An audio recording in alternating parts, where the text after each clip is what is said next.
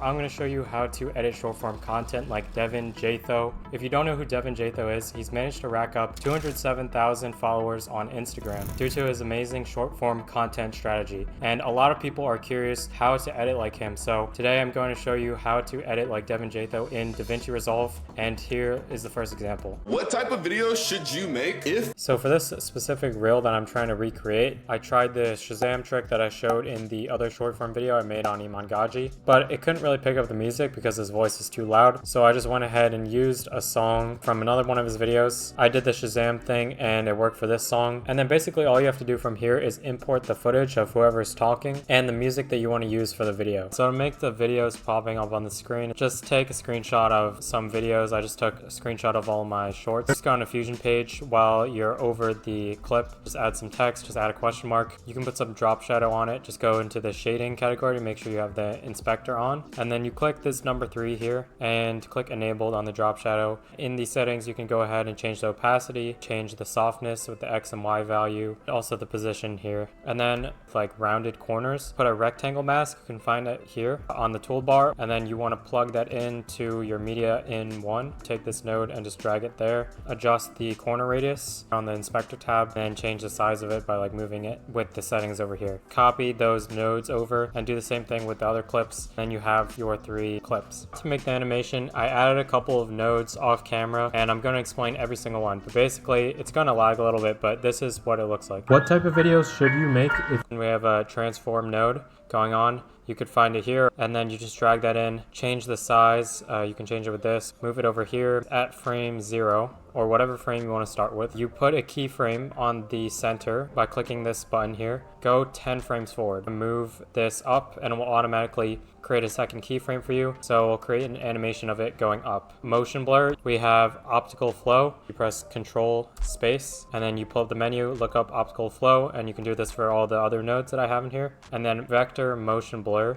And with this, you just want to put the scale up to around like 2.5-ish. If I play through it here, it's going to have some motion blur. Final thing is camera shake. Add that to the end of the node chain right before the media out. You don't really have to change any settings, except you might want to crank down the motion scale and the speed scale a little bit. Also, I added some blur before the text node so it doesn't affect the question mark. Just change the blur size a little bit. And it looks like there's a little bit of drop shadow, so I added that after the text node. And I turned down the shadow strength a little bit. This is pretty much the exact effect that is in Devin Jatho's video. And then you want to do that for the other 2 video pictures that he has in his short. I actually also forgot to mention that you can go into File, Project Settings, change the settings to 1080 by 1920 instead of 1920 by 1080. Changes so there's no like black squares on the side. This is the format that you want for Instagram Reels, YouTube Shorts, whatever it is. Now I'm going to go ahead and copy all of those nodes to the other 2 images. I went ahead and held Control.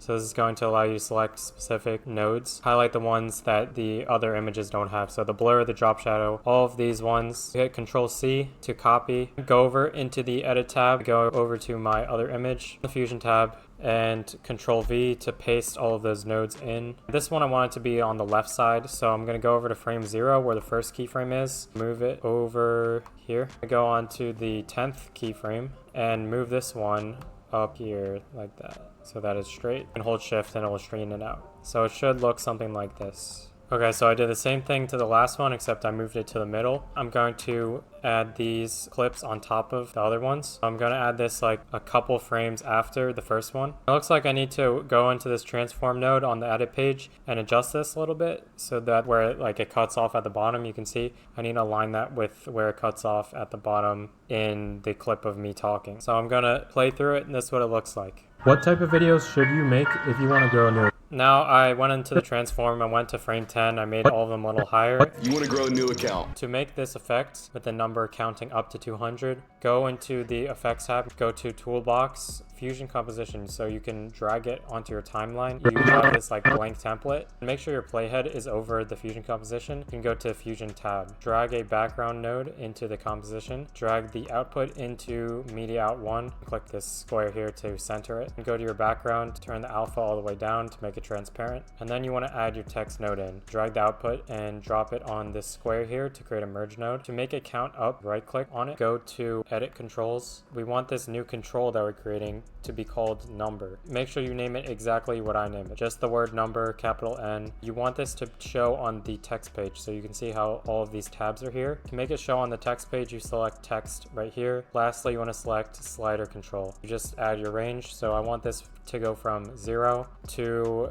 I'm just going to add a really high number so it doesn't interfere with what I'm trying to do. And then you click OK. Now you should see the number slider, and you need to connect what actually shows up on the text to the number slider. You can do what's called an expression. Right click on the text box, click expression, delete what it has here. What you want to put instead is open parentheses, text 1, which is the name of your node, period, type the name of your slider, which would be number, ending parentheses. You should see it fills in a number here, so 0. I'm going to use Rubik font. I'll leave a download link in the description to that font. That's just the one that I'm pretty sure Devin Jatho uses. I'll make it green. Also add a little bit of a drop shadow. Let's go into the shading tab, black shadow. You can see when you slide it, sometimes it will show decimals for you. If it doesn't, that's fine. You don't have to do anything. But if it does, type in all lowercase the word floor before the actual parentheses, and that will fix that problem. After it, what you want to do is 2 periods, put a quotation mark, then type K, and this applies to anything else. So for example, if you want to put a $sign, put at the very beginning a quotation mark, the $sign, and then an ending quotation mark and 2 periods, and just do that, and you'll have a $sign at the start of it. But for this example, we're just going to have K for 1,000, and we can adjust the number by adjusting the slider. So I want it to take 10 frames, let's say, for it to reach 200, and we want it to start at 0. So at frame 0, I'm going to put a keyframe. At frame 10, we're going to type in 200. And now you can see it goes up to 200. Now we want to add in the simple animation. Make it a little bit bigger and drag this down here. Just add this transform node at the end. We can use this to create a smooth animation. Let's move this down. We want to go back to frame 0. Put a keyframe on the center, move 10 frames to move it up to somewhere around here, let's say. Also, we want to add some motion blur while it's moving. The same process as we did last time. So control space, optical flow, vector motion blur. Turn up the scale, go into the spline tab, and make sure you have the transform node selected. Click on the 3 dots. You're going to do show only selected. Then just click here, click the little box with the arrows, and select these 2 points. Press S, press T, drag this up to around 85, and that should give you a much smoother animation with like an ease in. If I play through it frame by frame, it kind of looks something like this.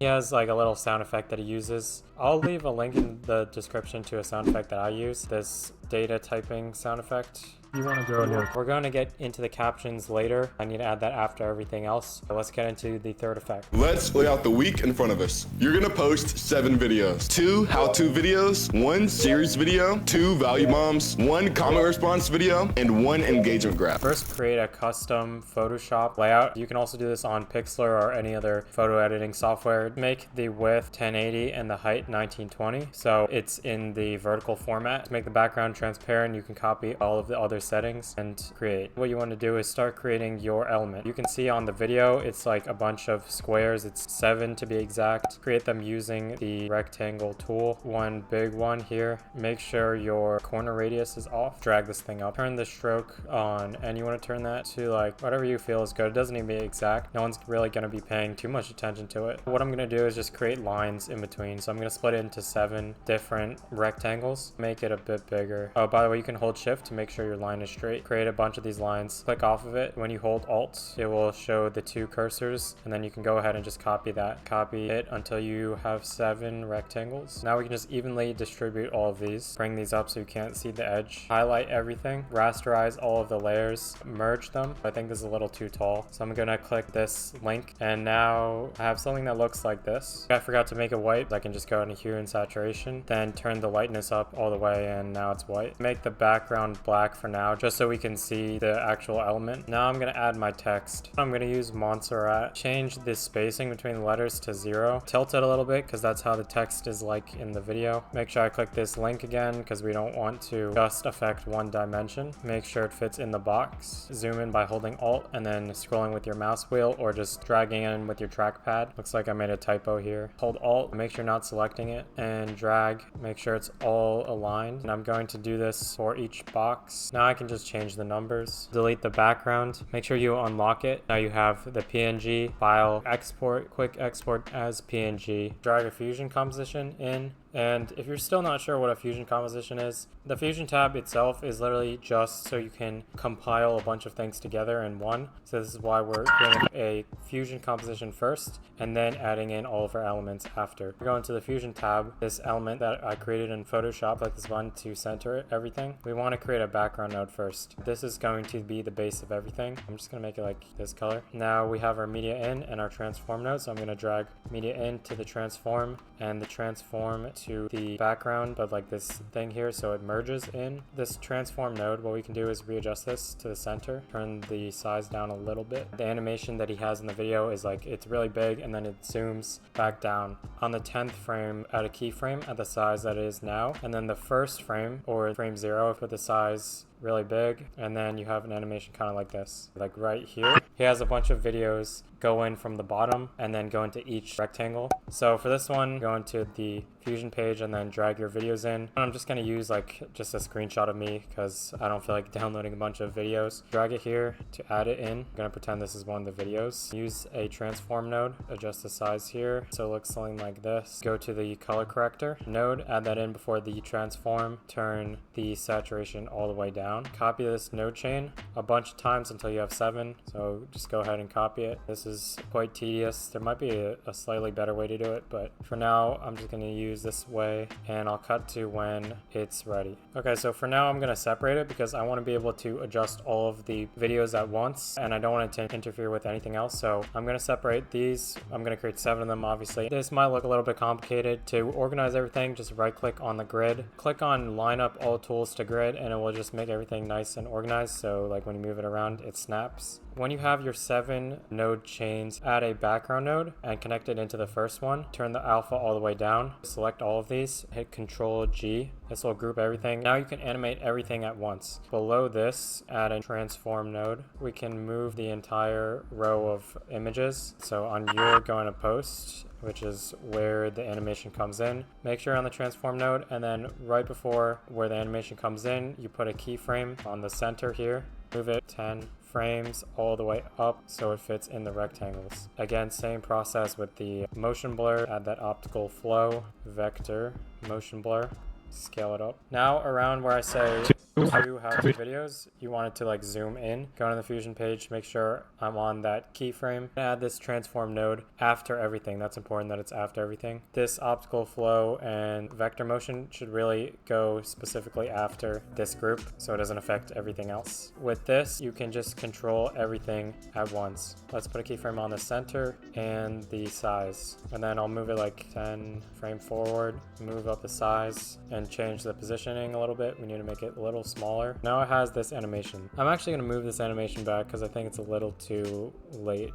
I'm going to go on the spline tab and then show only selected tools. We have the size and I'm going to change it so it only shows this. Zoom out a little bit. Move this back a little bit. Hold shift so it doesn't go out of place. So the animation is like right there. So right when it zooms in here, after that, we can add this animation. For this one, it's like a bracket shape on his video. So to create that, make a rectangle, connect that up. Make it white, connect another rectangle into it. So first we're going to merge it. So it's going to look something like this. We're going to make it a lot smaller. And then from here we can just adjust it. Now we want to copy this rectangle and paste it right below. Make sure you hold shift so it connects. And with this one, select this bottom rectangle on the paint mode. You want to select subtract. And then from here you can just drag it to create this bracket. So now we have this bracket shape. We can copy and paste this and adjust it. So for this, we don't want it to be there the whole time, obviously. So with the merge, we need to make sure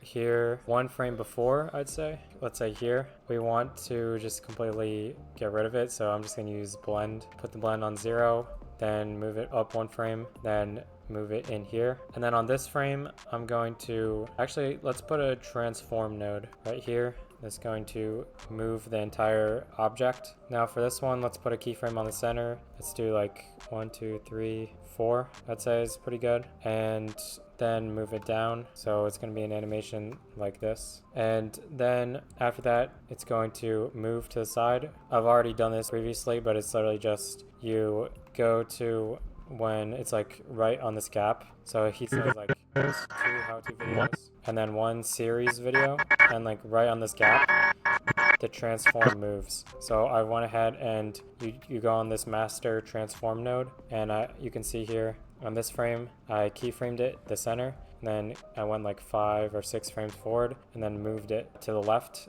to show this one. And you just do the same exact thing with this rectangle like chain of nodes. So I'm going to copy it and paste it. And for this one, first thing I'm going to do, I'm going to move this and I'm going to adjust the width so it actually fits 1 rectangle instead of 2. So to do that, I'm going to take the top one and adjust the width like this until it's like that big, and then take the bottom rectangle or the subtracting one, and something like that looks good. Now for this one, we have all of our keyframes set, so we want to get rid of them. Not this one, because this is the one where it moves. So the ones before, get rid of this. Get rid of that as well. We want it to blend in frame before.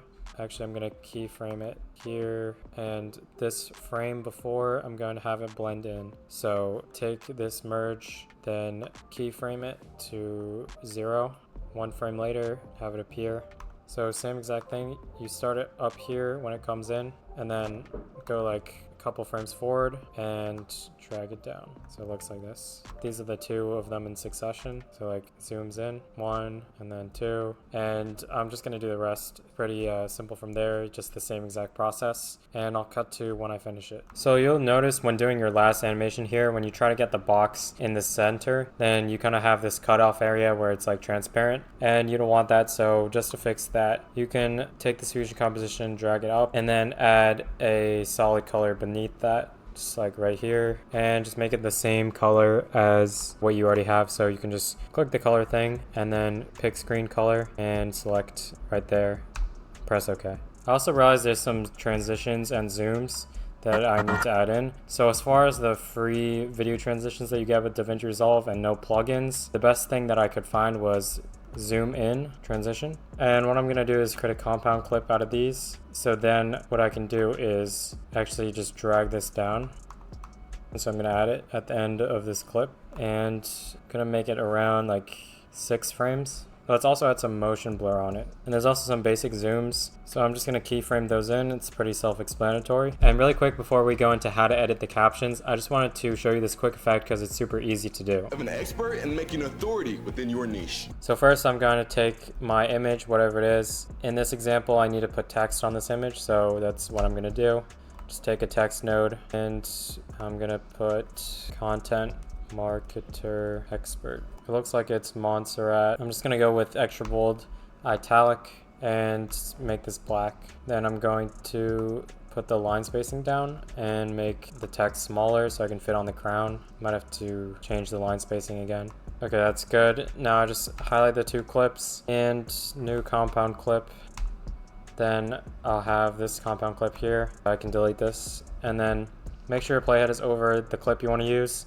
Press the Fusion tab and drag your compound clip in. Then you can just keep it here for now. Click the media in 1 node and then press Control Space. Type in tracker. With the tracker, you want to make sure your playhead is at the first frame of the clip that you want to use, or wherever you want it to start. And then you can use this little thing, and just to explain it, this little box in the top left will be to move it around. The corner in the bottom right will be to change the size. And then with the outside box, you can use any corner to adjust the outside. But basically you want to get the inside on where you want it to track. So in this case, I want it to track my face. So I'm just going to put it over my face like that. Just something that it can recognize and track. So like my eyes and the outside box, I'm just going to try to make it roughly the same, because I don't want it to pick up anything else. Okay, now I want to track to the end of the clip. So I'm going to click track forward, and you can see that it's tracking. So I just got to wait.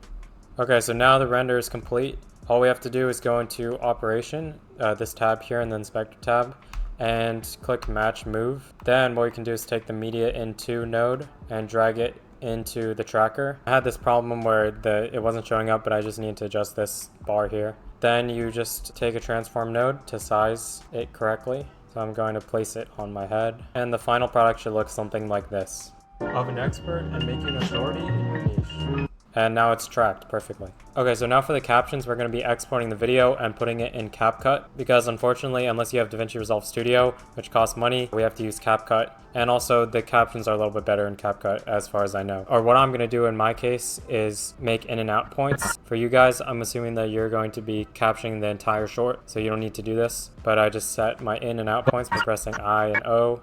And then I'm going to go to the export page. You want to make sure that you export in the correct resolution. So I'm just going to name this Devin Jatho short video. The only thing that's really important here is that you have to make sure it's the correct resolution. So just change it so it is 1080 by 1920 and not the other way around, because then it would export the landscape version. And then you can just add to render queue and render it. So now all you need to do is just import your clip to CapCut. Go ahead to this text tab here and auto captions, then create. And make sure it's on English or whatever language you're using. And it should create the captions. Now this is going to take a lot of editing to fix, but at least we have the text. So going off of Devin's short, it looks like the text is in Rubik font, the Rubik black. Now we need to fix the amount of words per line. So with Devin, he probably uses around 2 words per line or sometimes even 1 word per line. So we need to fix that. Best way to do that I know of is just go to this captions tab. When you click on the text, I'm going to do 1 word. Okay, so 1 or 2 words. I'm going to change the size. We also want our text to be capitalized. So you're going to have to go ahead and do that. I honestly don't know a better way to do this besides just retyping it. If someone knows, please let me know in the comments. Also, the next thing we want to do is add an outline. We're going to make sure this apply to all is checked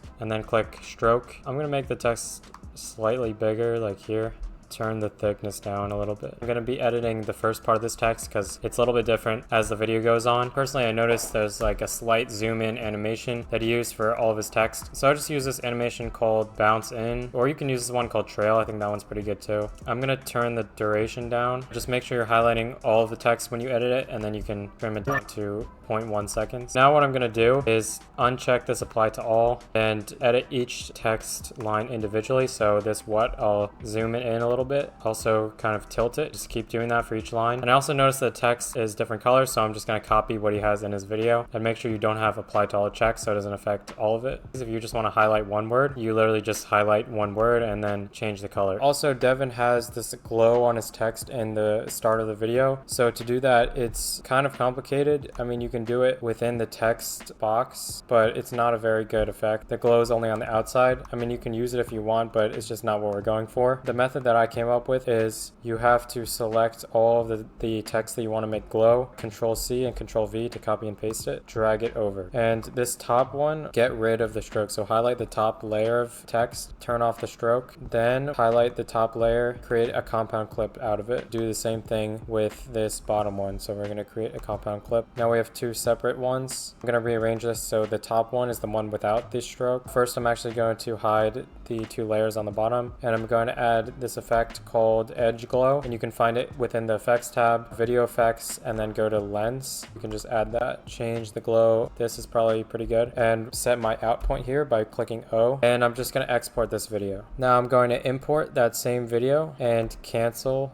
to unselect that area, and I'm going to drag this one in place of the top one that we had before, and we can delete the edge glow effect. Now we have this as its own clip. Unhide both of these layers. I realized that I didn't actually replace the clip, so we need to delete this one. Now this is what it looks like. You want to take this top clip here with the glow, and you should find the blend section here, and in the mode you want to change it to screen. This is how you get the glow on top and also have the outline. So I pretty much went ahead and finished the rest of it, and I'm going to explain what I did. So first, I just like fixed a couple things with the zooms. What type of videos should you make? I also did the rest of the text. As you can see, I used the rest of the captions, and I changed the font to Montserrat Black, and I italicized it. I changed the colors, the appropriate colors. I also used different animations, so I moved them around individually to where Devin Jatho's was, and I also used different animations. So for the first set of text, like these ones, I use this animation called flicker. So it's right here, it's in the in section. For the next set of text effects, I use the animation type 2, which is right here, and the in section as well, and also adding simple sound effects.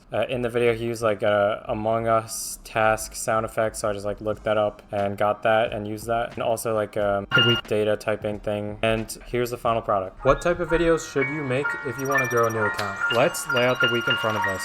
You're gonna post 7 videos, 2 how-to videos, 1 series video, 2 value bombs, 1 comment response video, and 1 engagement grab. So that was a lot of editing. Is it worth it to put that much effort into one short, even if you distribute it on Reels or TikTok? I'm not sure. Anyway, leave any questions that you have or video ideas in the comments. Also, I want to mention that I've left a couple affiliate links. I also have my affiliate links to my equipment, so I have this camera. And also, if you were wondering how to make short form content like Iman Gadzhi, then I made this video, so you can go check that out.